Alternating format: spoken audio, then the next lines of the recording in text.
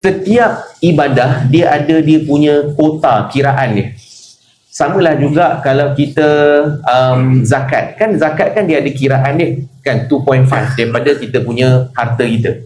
Sama juga dalam ibadah kita buat haji. So dia ada kota dia, maksudnya kita buat sekali, kita setiap kali masuk bulan haji kita buat sekali lah haji.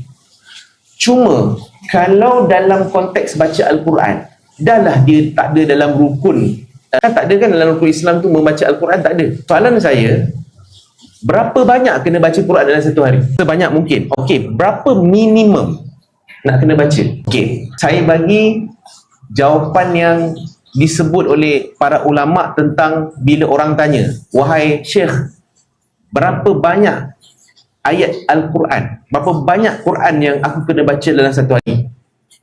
Jawapan Syekh ini, dia tak sebut numbers. Dia sebut berapa banyak Quran yang kita kena baca dalam satu hari, dia bergantung kepada berapa banyak ketenangan yang kita nak pada hari tersebut. Maknanya, kalaulah sebab kita punya dos tak sama. Kita, contohlah saya kan, dos kita, saya mungkin kena tinggi sebab dosa banyak. Macam perempuan mungkin dosa tak banyak. Jadi dos tu mungkin tak tinggi sangat. Jadi ikut pada dos masing-masing. Kan kalau saya sebut 20 ayat, tak rasa apa-apa pun lagi sebab tak kena. Kan ubat pun lebih kurang macam tu juga kan. Ada ubat yang makan tak apa-apa jadi pun kena jumpa doktor balik.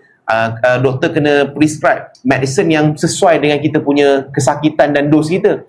So sama juga dalam konteks kita punya Al-Quran, berapa banyak kena baca Al-Quran dalam satu hari, dia bergantung kepada berapa banyak ketenangan yang kita nak dalam hari tersebut.